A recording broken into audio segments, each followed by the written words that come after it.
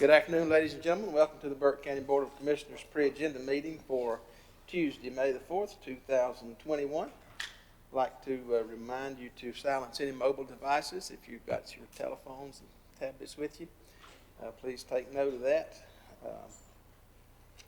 We'll make note all the commissioners are present, along with the manager, clerk, attorney, deputy, finance officer. I believe that's everybody accounted for. Thank you for adhering to our COVID precautions today. And as you come to the podium to speak, please feel free to remove your mask if you like. You don't have to, but if you'd like to, please feel free to do that. And you will notice the wipes on the podium. It's a self-cleaning day, so if you'd like to wipe and clean the podium before or after you leave, please do that as well.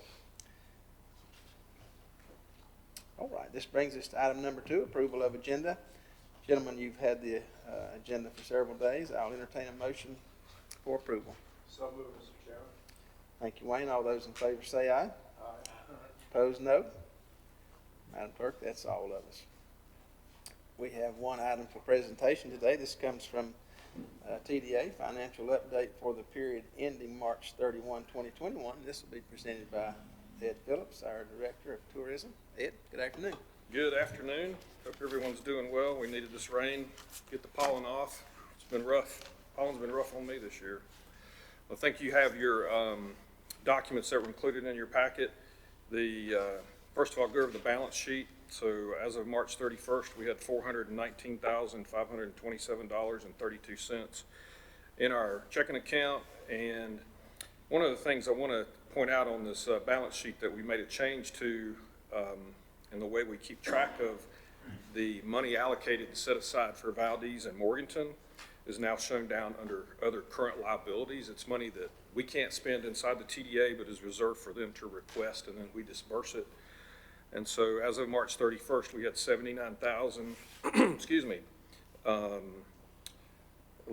a little less than 79,000 in that account for disbursement to them.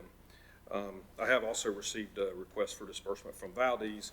Of course, with COVID going on, the reduction in marketing activities and concerts and whatnot, they haven't spent as much of that money, and neither have we, by the way. Under the budget to actual, July to March, you can see that we had an original occupancy tax estimate for the entire fiscal year of $300,000, not knowing how COVID was really going to affect us. As of March, we've actually collected $329,741, and so we're already over our budget with several months left to go in the occupancy tax collection period. Under grant revenue, I'd like to point out that we received $25,750 in EDP and C money from the state that we could use for marketing and COVID-related items.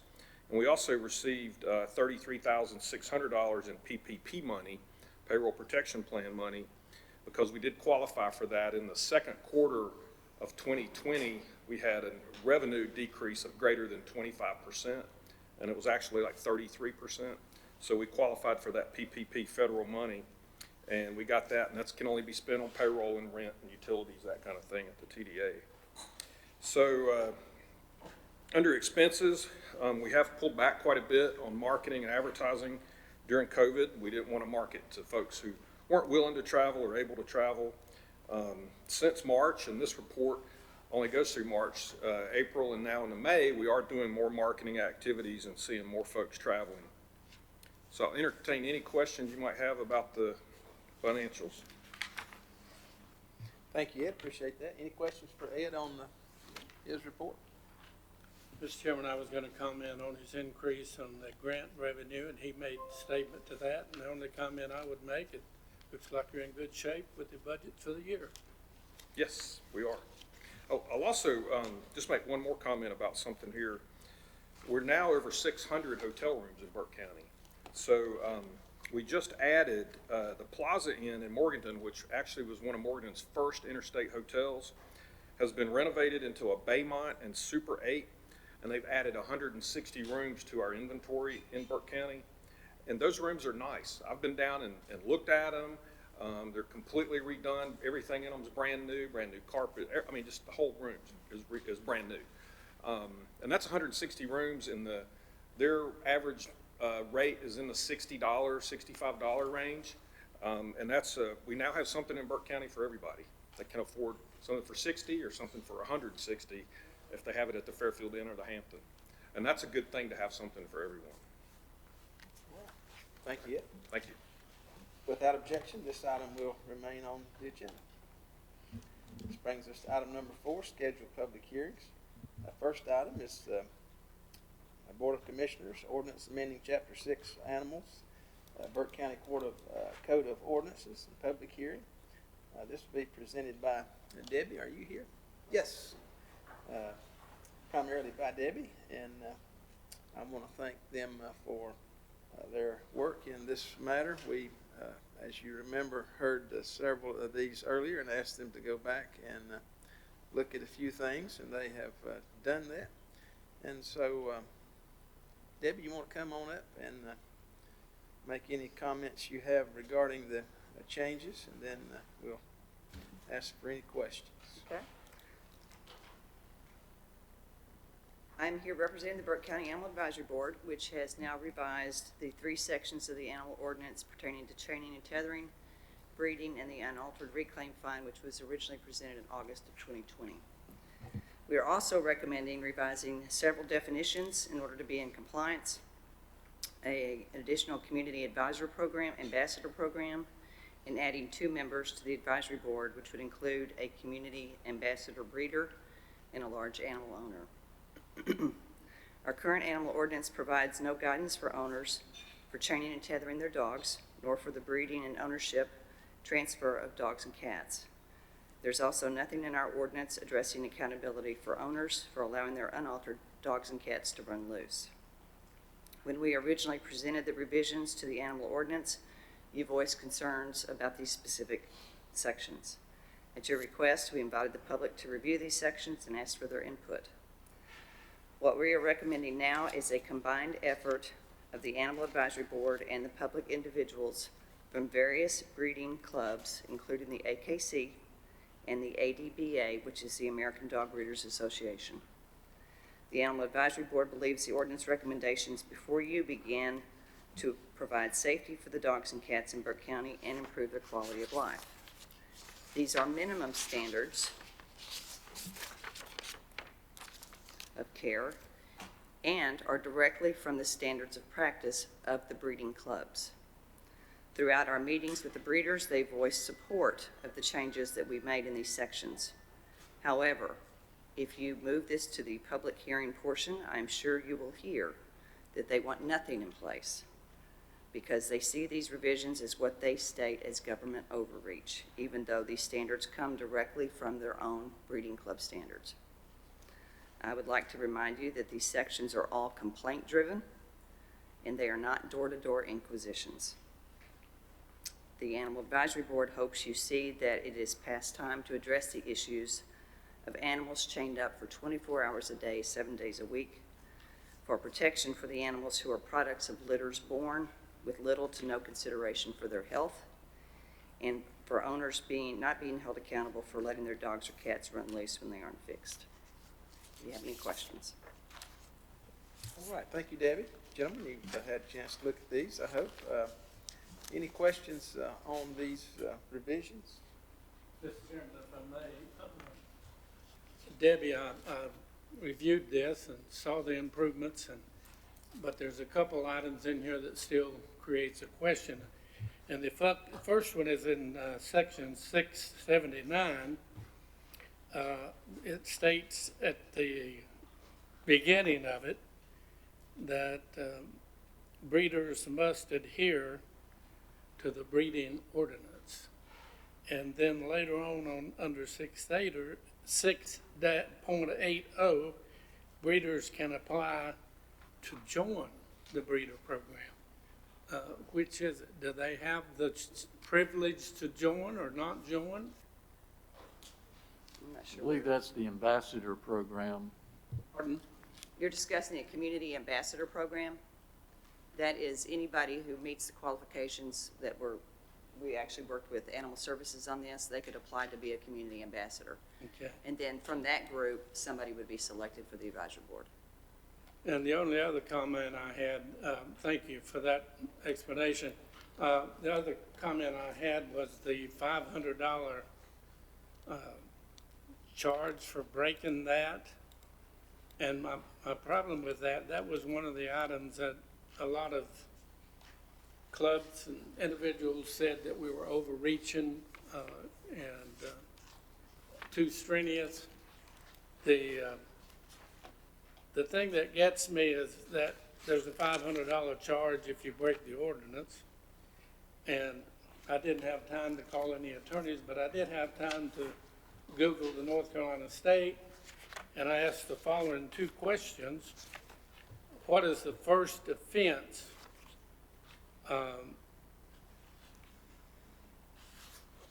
If you are charged with a drug,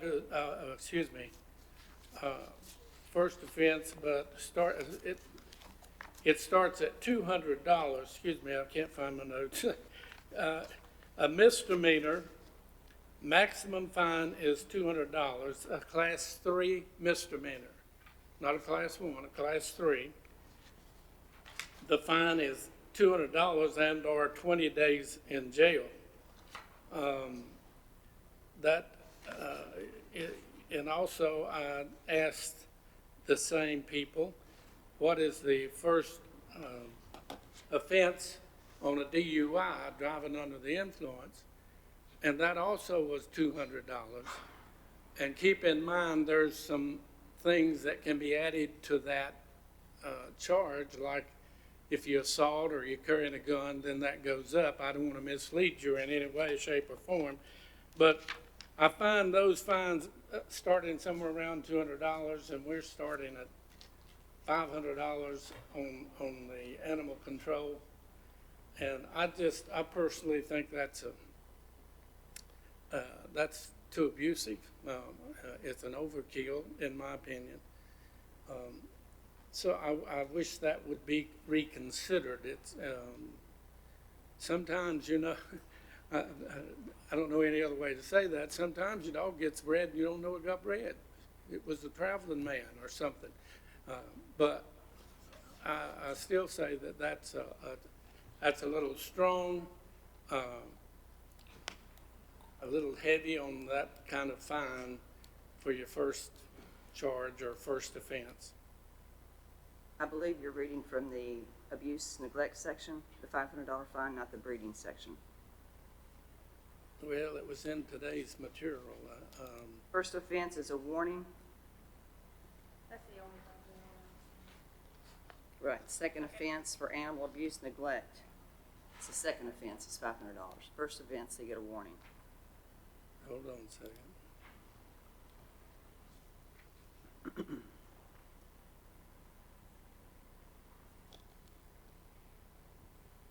Page 13 is what I got down. Let's hold on.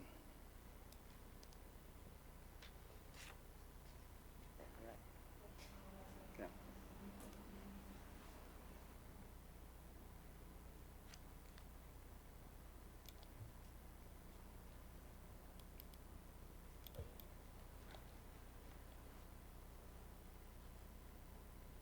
While Yeah, Maynard's it's looking- section 6.4 is where you are at animal abuse. And mine was section 6, wasn't it 680?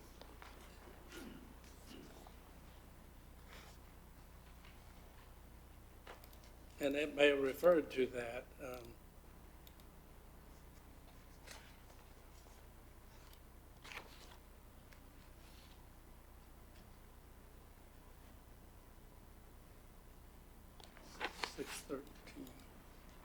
Section 679, which is the breeding and transfer, says failure to comply will result in a first-time warning. So what do I have to do to be charged, to have the blessing to be charged $500 penalty? Abuse your animal more than once. Huh? Abuse your animal more than once.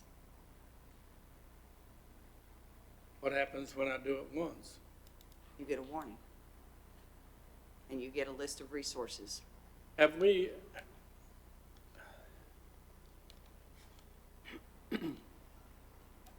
does other animal control units around us, counties around us, have that kind of a charge? We have researched a number of other county ordinances, and this is actually less than some others do. Well, I know this was, I haven't received an email in the last probably month and a half about the animal shelter. But the last ones, I got two. And the last couple I received, one of them was from an organization, was complaining about the overreach and really taking advantage. And I think, Deborah, what kind of gets me is that most people's dogs, unless you really got a rare breed, ain't worth $500. Now, in our mind, it might think it's worth $500, but you take it to the market, and it's difficult to get $500. A good beagle will bring you $500, but he has to be top notch to bring that kind of money. And we're charging the counter. I think it's counter to what we're trying to do here. That when you charge more than a dog is worth, what they're going to do with the dog? They're going to give it to you. Or they're going to set it out. Well, I think Animal Services would prefer the animal be turned in versus being abused again. I didn't hear the last part. I said I think Animal Services would prefer that the animal be turned in versus being abused and neglected again. And we're talking about serious cases of abuse and neglect. We're not talking about hitting your dog with a stick. I think for the advisory board, as far as our recommendations, it comes down to the value of a life, not how much the dog is worth or how much the cat is worth. Because you can get a cat for nothing, just walk out on the street. But in the advisory board's opinion, that doesn't give you the right to abuse or neglect it.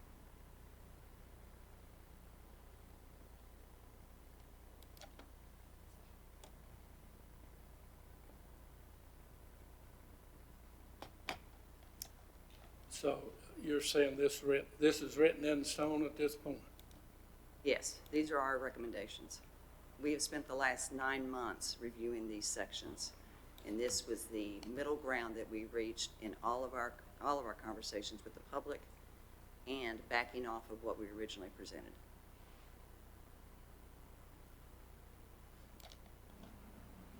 Okay, you answered my questions. Debbie, in under section 6-12, chaining and tethering, down there where it starts, it's a lengthy paragraph. It's on page 11 of our documentation. The restraint system shall be affixed to a stationary object which does not permit the dog to travel within 5 feet of any property line in the household or restrained. It says no more than 15 feet. It seems like that should say maybe something like no closer than 15 feet.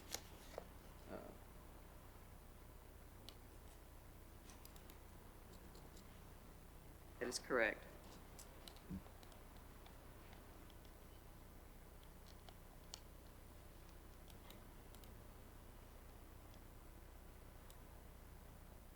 Any other questions or comments for Debbie on the revised ordinance?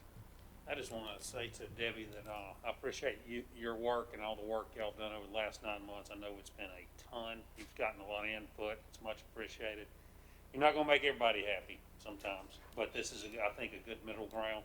And like I said, I support you, and I think it's, we've met, obviously, prior to this, and I'm proud of the work y'all done. Thank you. Other questions, comments? All right, hearing none, this item will remain without objection on our agenda. Thank you, Debbie. Next item comes from the county manager, consideration of exceptions to performance requirements in the DIG agreement for Alpine Mill project in public hearing. This will come from Brian, and Ms. Urban, are you with us today? She is. She's in the back wearing one of them red ball caps. Okay, I see. All right, come on up if you like, and we'll hear this item at this time.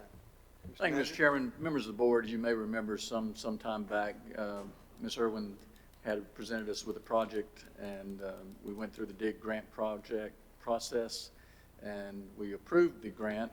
However, sometimes, as you know, reality versus what you think is going to happen, it's not always the same. And she ran into some issues like we've run in on some of our projects that slowed things down, didn't come up to be quite what it was. But I believe you should have a sheet there that shows kind of a side-by-side of what was anticipated and what was actual, that helped.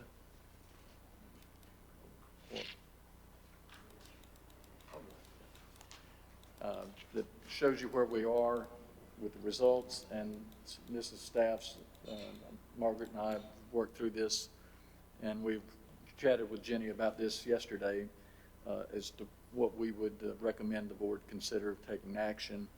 We would also want the board in their action to also note that this would apply to the approval of exceptions for the remaining grant years of 21, 22, and 23, so that we're not back here each year if there's these exceptions continue.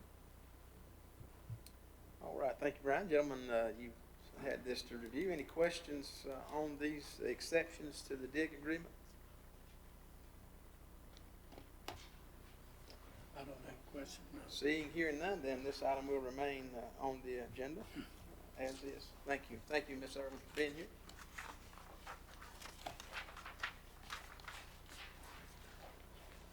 This brings us to item number 5, consent agenda. First item on the consent agenda, Burke County Public Schools presentation of financial data for the period ending March 31. This will be presented by Keith Lawson. Afternoon, Keith. Good afternoon.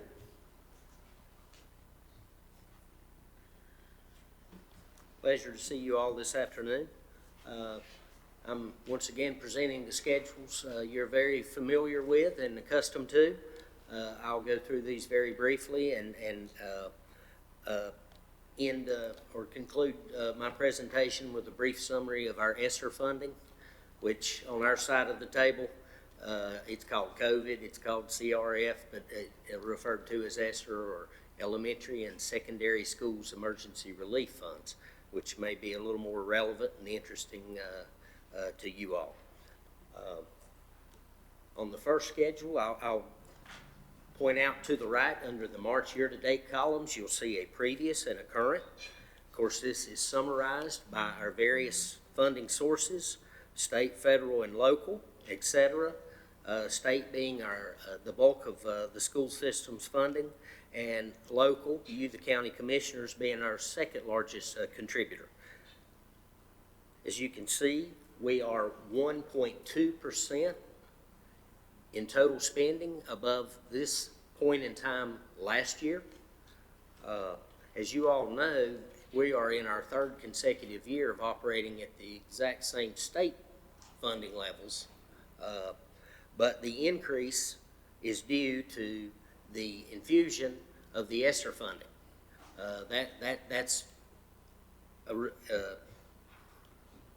what is responsible for the increase. We would actually be a couple of $1 million under the previous year's spending if not for that infusion. The next schedule represents in a little further detail our local spending and that by category, regular instruction, instructional support, other governmental units. Out to the far right, I'll point you to one significant number to you all, and that's the $790,823. Again, that's in the top portion at the far right.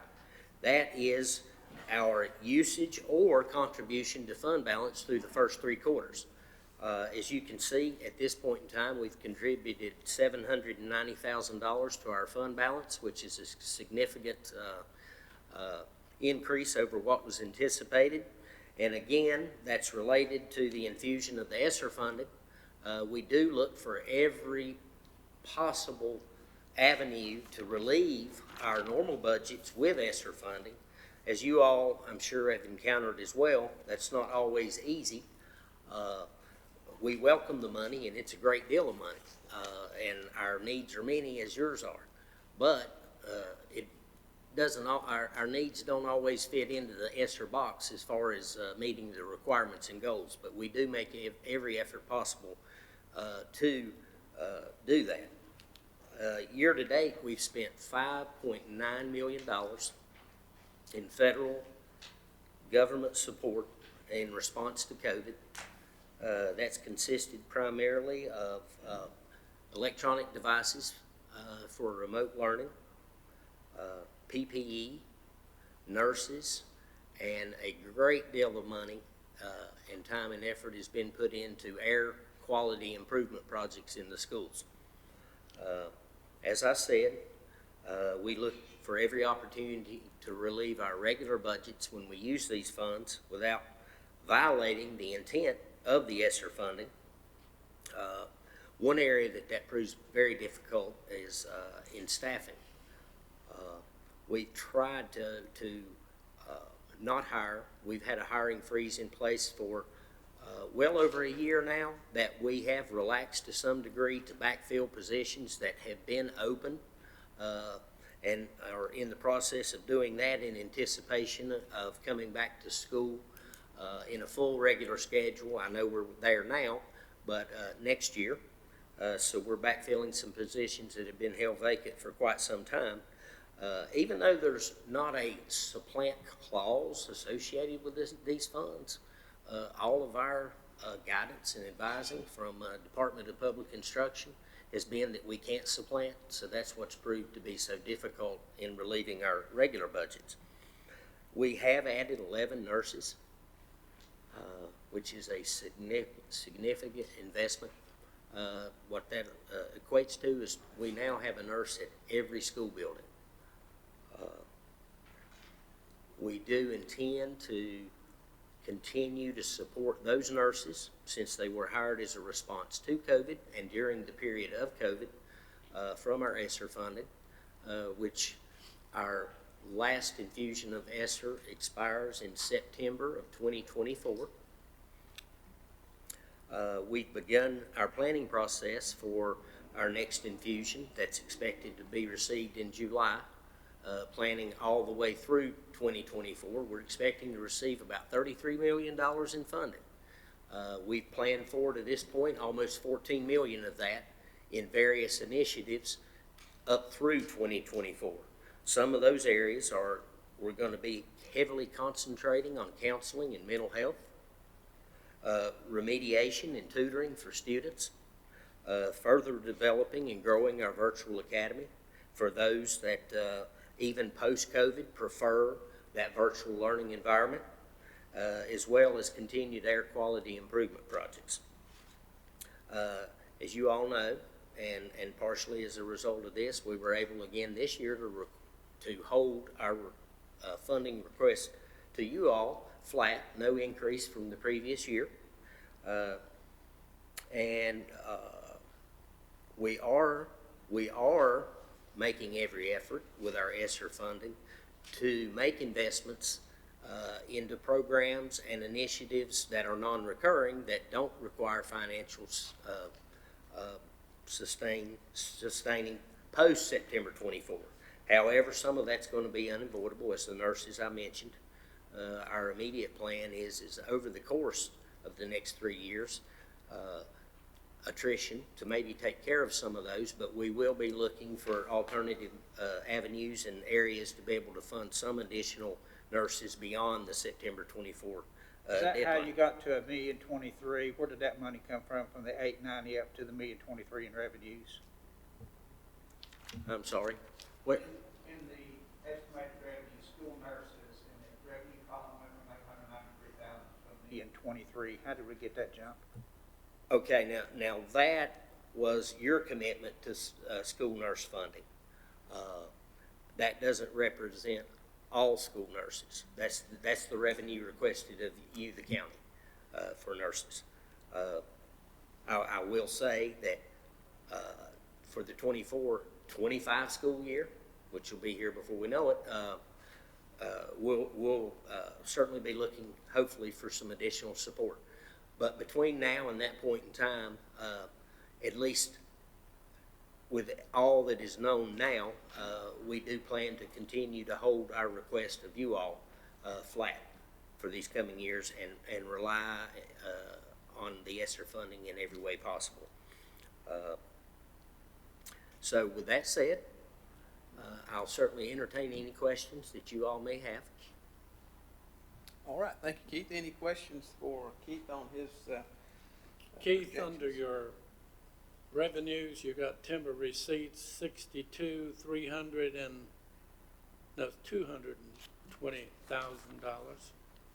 $63,220. And on the end, under the total, there's nothing in there. Does that mean that we did not get any timber receipts? I have budgeted timber receipts for this year. That ebbs and flows. The way I understand that comes from timber harvesting to the county from the feds in our federal forest.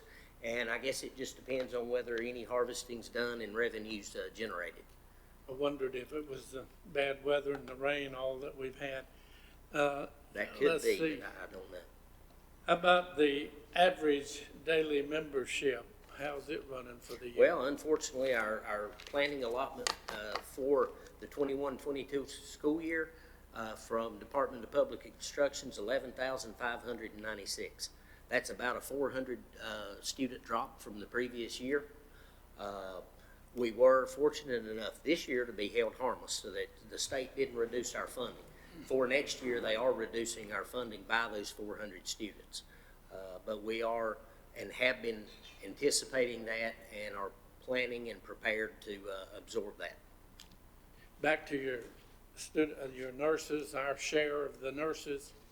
I was hearing a commentator, it's been a couple of weeks ago, and I appreciated what he said, that they're trying to put in the state budget what it needs for all the nurses in all the schools. So that will be a help for all of us. Yeah, that is a state discussion, and if that passes, that'd be a windfall for all of us. Yes. That would continue to provide a nurse at every school for us, and also in turn, hopefully give you all some budget relief.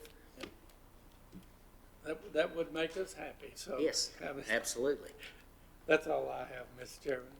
all right, other questions? Mr. Chairman, just one quick question. Keith, on the, with that 400 to 500 student gap, do we know where those students are? After our first month's ADM was reported and we saw that we were down that substantially, every single principal in the district was tasked with the office staff, the counselors, tracking down those kids. There's various and sundry reasons. There's homeschooling. There's other virtual opportunities that people are taking advantage of. Private schools, like Nebo Crossing, for instance, I know has absorbed quite a few new dimensions, adds a grade every year. A lot of folks relocated during this period. A lot of reasons for that. The virtual environment and folks being afraid to return to school, our answer to that, of course, was our virtual academy, and we continue to grow and develop that virtual academy and do plan to continue that post-COVID as an alternative. In this virtual world we live in now, COVID or not, that is the preference of many. Other questions, Keith? All right, thank you, Keith. Hearing none, this item will remain on the consent agenda. Thank you, gentlemen. Have a nice evening. Second item comes from our clerk, Burke Senior Center Advisory Council, reappointments and removals. This will be presented by Madam Clerk. Thank you, Mr. Chairman, members of the board. This is a request to reappoint Michael Queen to seat number 1 and Barbara Houston to seat number 4 to the Advisory Council for 3-year terms ending March 31st, 2024, and to remove the names of Barbara Huffman, Forrest Fleming, and George Ali. All right, thank you, Kay. Any questions on this matter? Hearing none, this item will remain on the consent agenda. Item number 3 also comes from a clerk, reappointments, removals of East Burke Senior Center Advisory Board. Madam Clerk. Thank you, Mr. Chairman, members of the board. This is a request to reappoint Larry Abernathy to seat number 2 at large, and Colonel Thomas Taylor, seat number 5 at large, for 3-year terms ending May 31st, 2024. And we're asking that Paula Huffman and Mary Spiegel be removed from the roster, and to thank them for their service to the community. All right, thank you, Madam Clerk. Any question on this item? Seeing here none, this item will remain on the consent agenda. Item number 4, also from the clerk, reappointment to the Drexel Planning Board, ETJ. Thank you, Mr. Chairman. The county appoints 3 members to the ETJ for the Drexel Planning Board. Craig Baker occupies seat number 1, and his term expired at the end of April. He is willing to serve another term, and it would be 3 years ending April 30th, 2024. All right, thank you, Madam Clerk. Any question on this item? Seeing here none, item number 4, this will remain on the consent agenda. Item number 5, still from the clerk, resolution appointing and removing review officers. Madam Clerk. Thank you, Mr. Chairman. In your packet, you have a revised resolution for the review officers. The town of Hildebrand requested the removal of Hunter Nestor and the appointment of Dustin Millsaps after the agenda had already gone out. So this is a request in addition to those changes to remove Sherry Ferris from Glen Alpine and add their town administrator, Melissa LeBlond, and to remove Scott Carpenter from the county's list as a review officer. All right, thank you, Madam Clerk. Gentlemen, any questions on this item? Hearing none, this item will remain on the consent agenda. Item number 6, also from the clerk, appointment to Blue Ridge Community Action and reinstatement of seat number 2. Thank you, Mr. Chairman. On this board, we used to have 3 seats, but one was eliminated several years ago due to a realignment of their board of directors, and that seat was given to Caldwell County. Now, things have changed, and they need to have an attorney, a financial expert, and someone who's an expert in early childhood development. So they've had to do some more rearranging. So we're getting our seat back. So this is a request to reinstate seat number 2, at-large public, on the Blue Ridge Community Board of Directors, and to appoint Barbara Myers to complete the remainder of a 2-year term ending December 15th, 2022. This will allow Blue Ridge Community Action to come into regulatory compliance. All right, thank you, Madam Clerk. Any question on this item? Mr. Chairman, one right quick. We rearranged that, Kay, per your instructions. Does that board have to approve that rearrangement, or have they already approved the redistricting? They're in the process of it. But they do have to approve it. They need Ms. Myers to be able to be in compliance with their requirements. That will be done by the time we have our meeting 2 weeks from today. I will check, or they may be waiting on us, but Okay. either way, it will all come together in this month, I feel sure. All right. All right, thank you, Madam Clerk. With no objection, this item will remain on the consent agenda. Thank you, gentlemen. Item number 7 comes from Community Development, accept Jonas Ridge wetland property. This will be presented by Shane Crispy, our interim director and interim deputy manager and planning director. Shane. Thank you, Mr. Chairman and members of the board. The Community Development Department has been working with Foothills Conservancy of North Carolina to acquire properties in Jonas Ridge for the Jonas Ridge Convenience Site and Cranberry Bog Nature Park. The original 20-acre parcel was subdivided into a 3-acre parcel, which was purchased by Burke County, and a 17-acre parcel that was purchased by the Conservancy. The Conservancy parcel, which contains the Cranberry Bog, was purchased in part through a North Carolina Clean Water Management Trust Fund grant, which requires that a conservation easement be placed on the parcel to preserve and protect the wetlands. Once a conservation easement has been executed, the Conservancy intends to donate the parcel to the county for a passive recreation park as detailed in the Jonas Ridge Cranberry Bog Master Plan. The county would not be responsible for the administration or reporting requirements of the conservation easement. All right, thanks, Shane. Any questions for Shane on this item?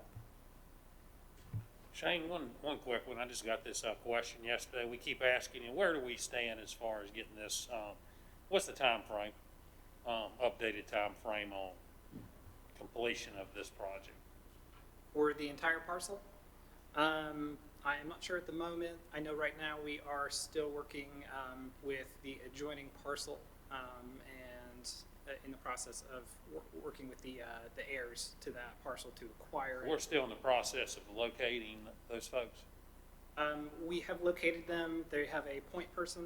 I believe there's 14 successors or somewhere in the vicinity thereof, but quite a few. But we have someone who has been dedicated as the point person, and we are working with them to complete that process.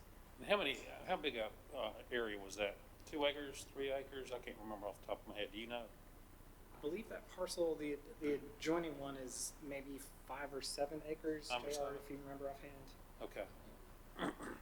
In that area, particularly, we're interested in the front portion of the parcel that abuts the road because it completes a horseshoe, Yes. which makes the design possible for that. So the road frontage is really the important part of the triangular parcel you can see on the left hand of the map. That would make the convenience site much more practical. And that was the design the community up there really favored heavily. Heavily favored that. So I'm glad we're still working on that. So that's really the next step, is we're still waiting on that process to buy that from the heirs. Okay. Thank So you. there's no way to expedite the process. We're waiting on the point person to get with all the family members. Is that what we're waiting on? My understanding is that the agreement would have to be signed by everybody, and I think that's part of what has slowed down. JR, do you have anything that you want to add to? In speaking with the attorney for the family, they were going to attempt to get all family members to sign a power of attorney to the point man, who would then be able to execute the deed on behalf of the family. How that's working through, he promised me a call back as soon as he knew something, and I haven't heard anything from him within the last month. So it sounds like a favorable process. We don't foresee anything major right now. Just orneriness of people if somebody decides that they don't want to sign. JR, can you touch base on that just to Sure will. try to keep it moving? Any other questions? Mr. Chairman, yes, there's 2 pages on there, and they refer to the same topic. I believe it's page 71 and page 73. The percentages of the full fair market value are omitted off of both of those pages.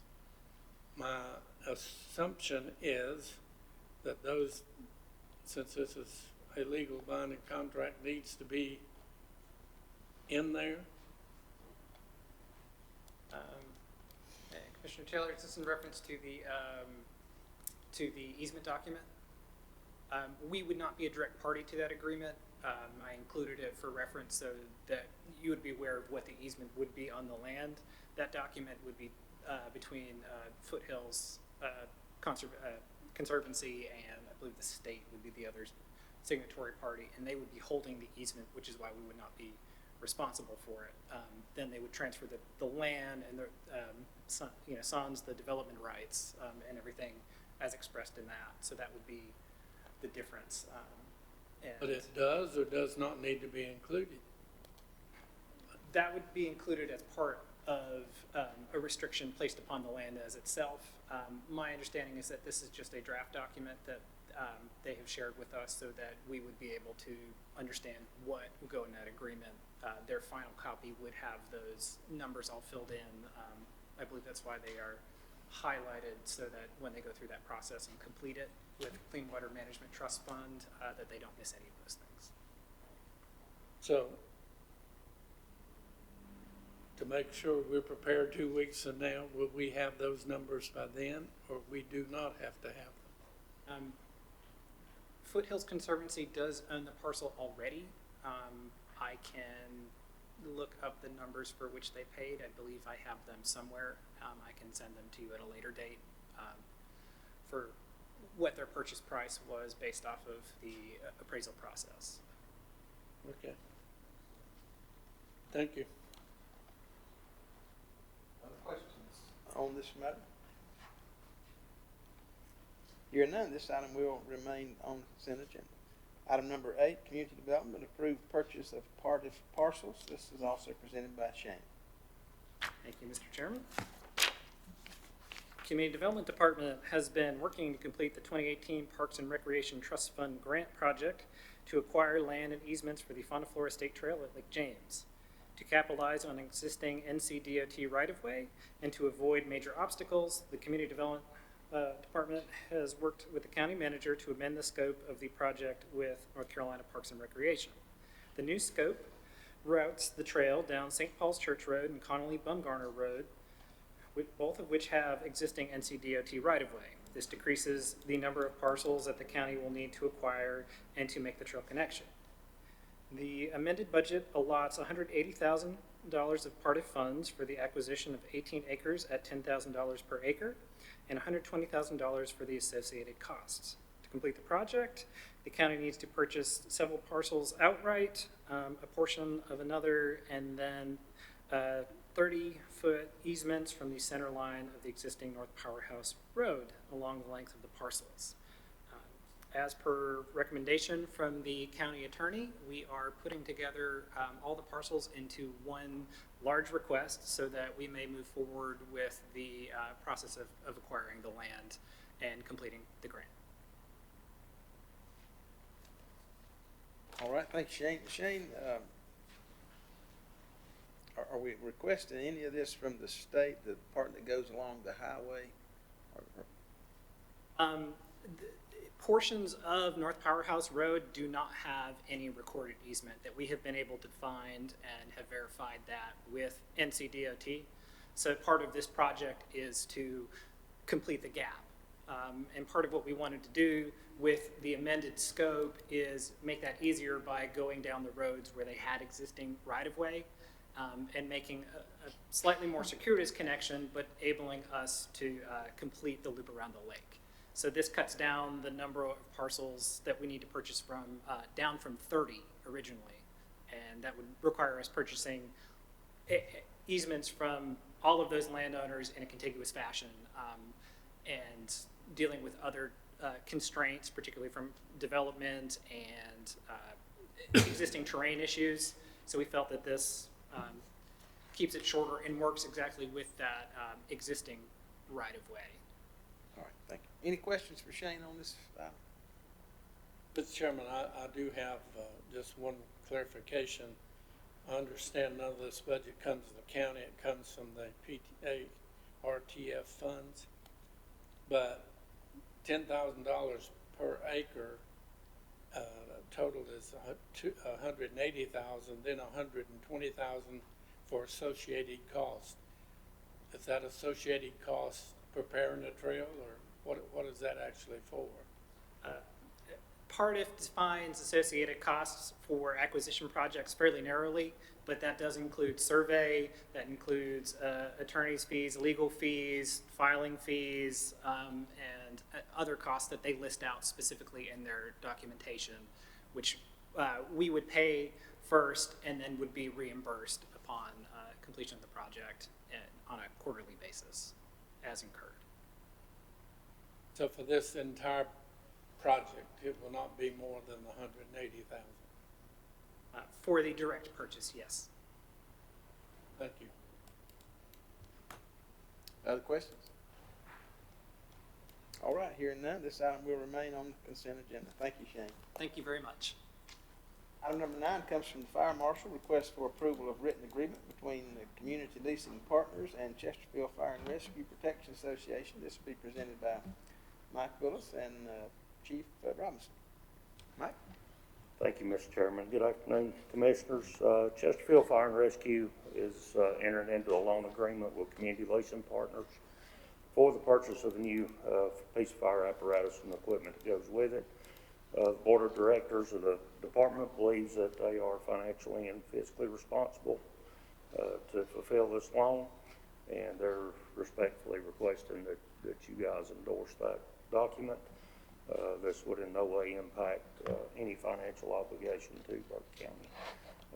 The chief of the fire department and the board of directors are here if you have direct questions for them. All right, thank you, Mike. Any questions for Mike or the department on this matter? Mr. Chairman, as a body that approves this arrangement, I'd like a little more information on that. Mike, I think this board needs to know the terms and number of years that you will be making an agreement with. And, Yes, sir.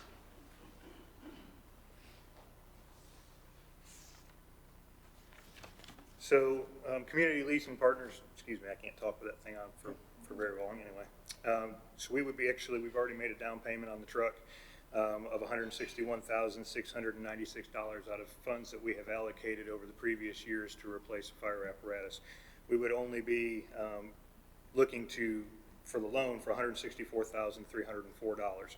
We will be looking at a 7-year loan with the incentive to pay off in 5. The agreement that we've currently come into is that we would make one annual payment, which would be $25,899.25 a year, which currently the department has in its funds the ability to pay the entirety of the truck. But that would put us below operational expenses if we were to have a catastrophic event. So it only makes more sense for us to finance half of that apparatus and to be safe for the department and the expenses that come with it. that's excellent. Yes, sir. Going to buy you a new truck and be paid for in 7 years or less. That's great. Other And questions? I have any further information that you may need or want as well. Thank you. All right, thank you, gentlemen. With no further questions, this item will be, remain on. Can I have a PS on that? Gentlemen, would y'all reject that not being in this information when we vote on it 2 weeks from now? No, sir. The biggest thing that we need is there's one document that comes in from the loan company, and it requires the signature. It has to be on county letterhead in order for them to complete the process of our loan. And that just authorizes or states that we have a standing contract with the county to provide fire services and protection for Chesterfield.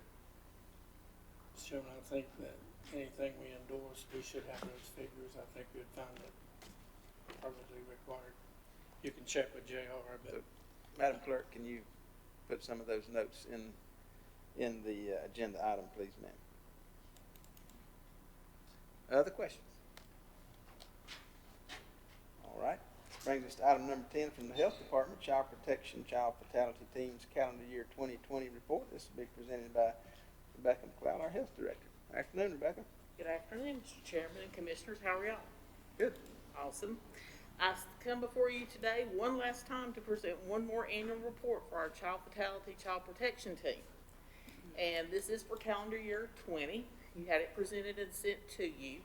And if you remember from past years, it's not changed. The General Assembly likes for us to review deaths a year after they have happened.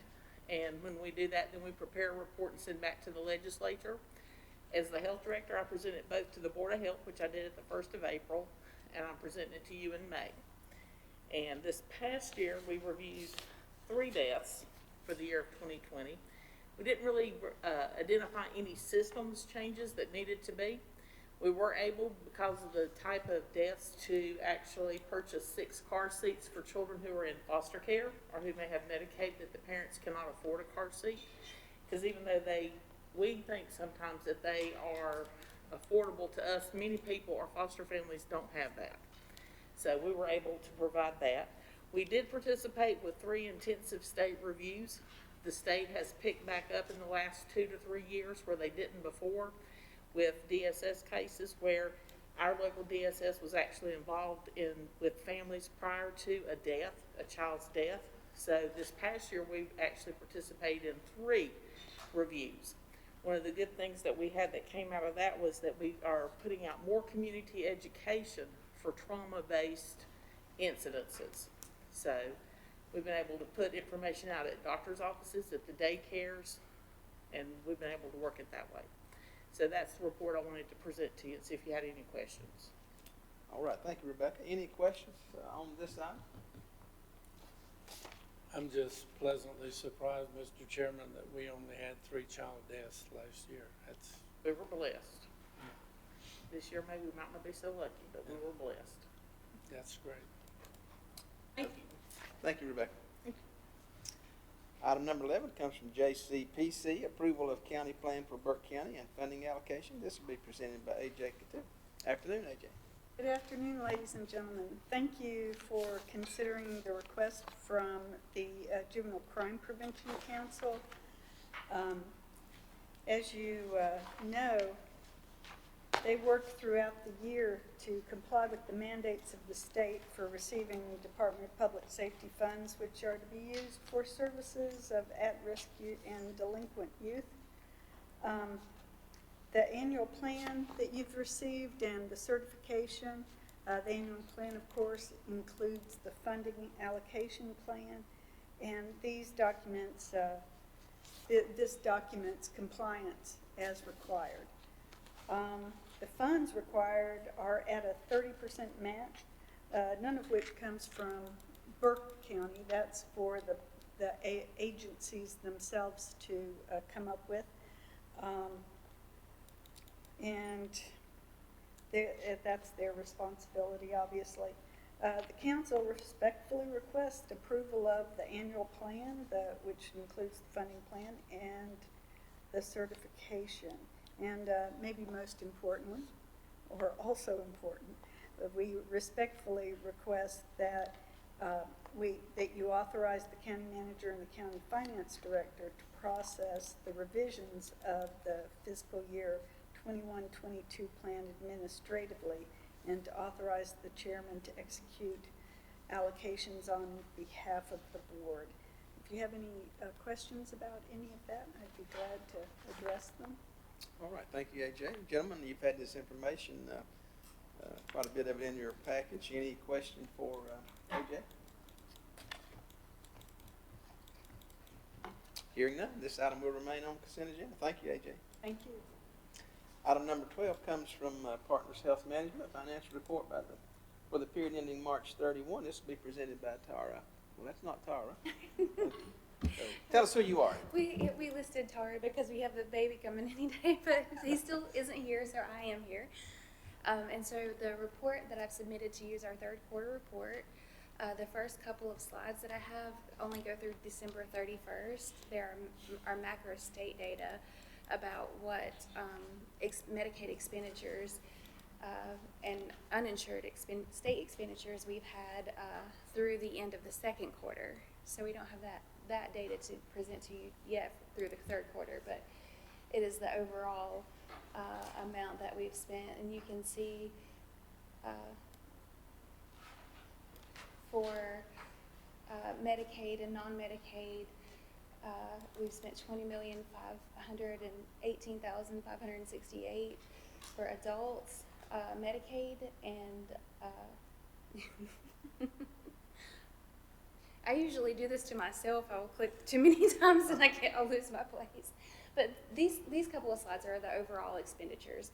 So you can see the total number of people served by Medicaid and non-Medicaid, whether they're adult or children, and it's also by disability. So if it's substance use, mental health, or intellectual and developmental disabilities. So these couple of slides go through that if you want to see that aggregate data through December 31st. So these are the programs that you guys fund through county funding. The SOAR program is for to help individuals who are experiencing homelessness or at risk of homelessness apply for disability benefits. So to date, we have 9 applicants assisted. 2 of those have been connected with SSDI and have received back pay. So that's good for paying past due medical bills. That brings some federal funding back to our county for those overdue expenses and things like that. So it's a really good program to help people and also get them out of homelessness where they have an income coming in on a monthly basis. And the SOAR caseworker also connects them with resources to help them become housed and receive treatment services. Mental health substance use services in jail provided by CVBH. 359 individuals have received treatment while in jail through those funds. Peer support services in jail connects people that are leaving jail with resources on the outside so that it prevents recidivism. And to date, we have 92 individuals that have received those services. Psychiatric support through CVBH. That funding has covered 2,029 psychiatric visits through March 30th. The MOORS program is also through CVBH, and they've served 73 families. Our whole person transitional care is through partners, and that helps people coming out of long-term hospital stays and facility-based crisis transitioning back into the community to make sure that they have the supports they need to keep from going back into crisis. Psychiatric support and medication through Good Sam Clinic. They've provided 263 psychiatric medications. NAMI support groups, they have been ongoing, serving 4 to 5 people per month in their support group for mental health caregivers and individuals experiencing behavioral health issues. The Greater Cooperative Christian Ministry has provided rental and utility assistance to 9 families through the end of March. Our housing reserves, we've served 6 households with crisis services and 14 case management and stabilization services. And our housing department works closely with the resources that are already here in Burke County to help connect people with housing resources for the short term and the long term. So while these services are crisis related, and anyone in any organization in Burke County can reach out to partners and say, hey, we have a person that needs help with a utility deposit, or they're at risk of being homeless, then we can step in on a crisis basis, but also help with that longer term solution. Our consumer reserves and mental health reserves are the same way, where they can be accessed by different organizations. So we've served 2 individuals through our IDD funding and 1 respite placement in collaboration with DSS. So those consumer reserves, it's really a partnership with our community organizations to help people get resources fast. And then our System of Care Community Collaboratives, that's a monthly collaborative group that a lot of different organizations, advocacy organizations, helping organizations, families and individuals even come together to address some gaps and barriers in the system. And so they have that funding goes toward what they identify as priorities. And so for this past year, they've sponsored Recovery Month events, Aunt Bertha postcards, Child Abuse Prevention Month, NAMI Simple Acts of Kindness Outreach Program, and the Outreach Center WOW program. And that's all I have for you, if you have any questions. All right, thank you. Any questions? All right. Hearing none, thank you for being here. Best wishes with the baby. Thank you. I'll be a little thinner next time I see you. So, thank you. This is Dr. Katie Barnadoe. And it's good to see you all in person. I usually have seen you over Zoom over the last year, so it's nice to be here in person. Thank you. Appreciate you being here. All right, this brings us to item 13, Tax Department Tax Collection Report for April 2021. And this will be presented by the real Danny Eisenhower. Danny. Good afternoon, gentlemen. The tax collection report is, of course, July 1, 2020 through April 30th of 21. Property tax, we're at 101.05% collected. Motor vehicle at 99.43. The combined current year taxes are 100.90% collected. Delinquent taxes, 108.40% collected. Late list penalties, 148.28% collected. And then the actual levy on just property tax only, we're at 98.12. All right, thank you, Danny. Any questions for Danny on the tax collection report? You're cooking over there. Good report. Got a very good staff that works hard. All right, thank you, Danny. This brings us on then to item 14, Tax Department Release Refund Report for April 2021. Danny? Okay, the report shows $2,901.93 in releases. We had zero amount rebills this month, which gave us a net release of $2,901.93. There was zero refunds. Vehicle tax, we had refunds of $192.72. All right, any questions on the release refund report? Hearing none, this item will remain, and then we go to item 15. Thank you, Danny. Item 15 comes from Western Piedmont Community College, presentation of financial data for the period ending March 31. This will be presented by Sandy Holt. Sandy, afternoon. Good afternoon. Thank you for allowing us to be here today. It is nice to be in person again. I'm going to give a brief update of our finances through March 2021. The first three columns will look at the state budget. We did have our budget is $16,512,610 in total. That's things that are added throughout the year along with our funding formula. And we have spent $11,629,708 or 70.4%. That is fairly normal for this time of year. We are going into our last quarter, which is our busiest time as far as expenditures and really closing everything up. We are hopeful that the state budget will happen this year and be agreed upon by everyone. We're waiting for the Senate budget proposal to come out this week and hope to see what that does for us at the community college level. The next three columns is our county budget, where our budget is $2,667,110, and we have spent $2,024,041 or 75.9%, which again is fairly normal. We have had quite a bit of savings with some things with our normal county operational budget throughout the year with a vacant position and then obviously not having very many people on campus. So we have been able to reallocate some of the budget to other projects. Mainly our roofing project replacements. We did finish the roofing replacement over E-Building and Patton Hall, and also finishing up on the roof replacement over Carr Hall now. Thankfully, with all the rain, those have been good projects to have. The last three columns is our institutional budget of $6,567,609, and we have spent $5,529,579 at 84.2%. Again, that's fairly normal for this time of year, as the largest expenditures are our financial aid that come through the Department of Ed, which the main disbursements are in the fall semester in September and then the spring semester in February. So that is fairly normal as well. As of March 31st, the total college budget is $25,747,329. We have spent 74.5% of our total college budget. The next slide is just our breakdown of county funds by category.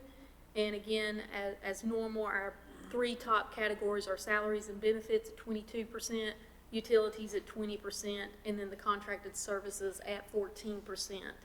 Again, the transfers to other funds is at 20%, which is higher than normal, but that again is where we transfer funds to do those small informal projects like the roof replacements that I just mentioned. And I'll be happy to answer any questions on our financial position or finances through March 31st, 2021. All right, thank you, Sandy. Any questions for Sandy on her report? I do have a question, but has absolutely nothing to do with her report. It's an excellent report. I think all of us gentlemen, all the commissioners, got the email from North Carolina County Commissioners Association talking about the community schools and colleges. And there was 5 schools, and we had 2 of them in our neighborhood, Isothermal and I believe Caldwell, had an increase and not a decline in attendance. And if I had a question, I guess it would be, how about our attendance? At what percentage were we? There were only 4 community colleges last year that had an increase, either maintained or had an increase in enrollment. We did have a 9% decrease for 2020, 2021.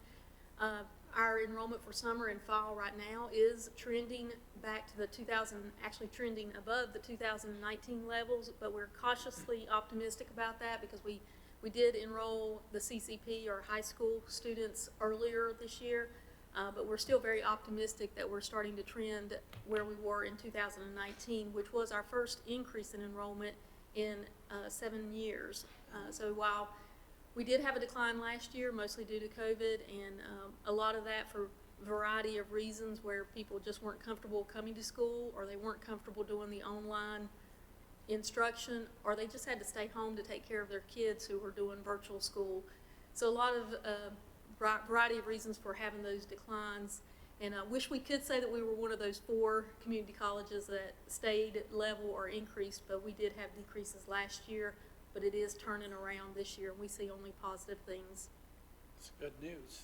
Absolutely. Any other questions for Sandy? Hearing none, Sandy, thank you for being here. This item will remain on the consent agenda. Have a great afternoon. Thank you. Item number 6, items for decision. This comes from the county manager, presentation of recommended budget for fiscal year 21-22 and scheduling of public hearing. Mr. Manager. Thank you, Mr. Chairman, members of the board. As you know, the budget will be presented to you at our regular meeting in May. Things are about to conclude. We're trying to wrap up things, Ms. Margaret and I, with the department heads, and we'll have it for you soon. And of course, we're waiting with bated breath on our friends at the federal level to give us insight into the rules and restrictions that they're going to place on monies that we are supposed to be receiving in the very, very near future. So we look forward to that and hope it will be more pleasant and easier to deal with than the last time we got money from the federal government. All right, thank you, Brian. Appreciate that. We look forward to seeing the budget in a couple of weeks. Item number 7, reports. Just remind you of several things, upcoming meetings. We have a recess meeting immediately following this meeting. We have budget meeting scheduled for May 25th at 2 o'clock. Budget meeting scheduled for May 27th at 2 o'clock. Our pre-agenda meeting June the 1st at 3.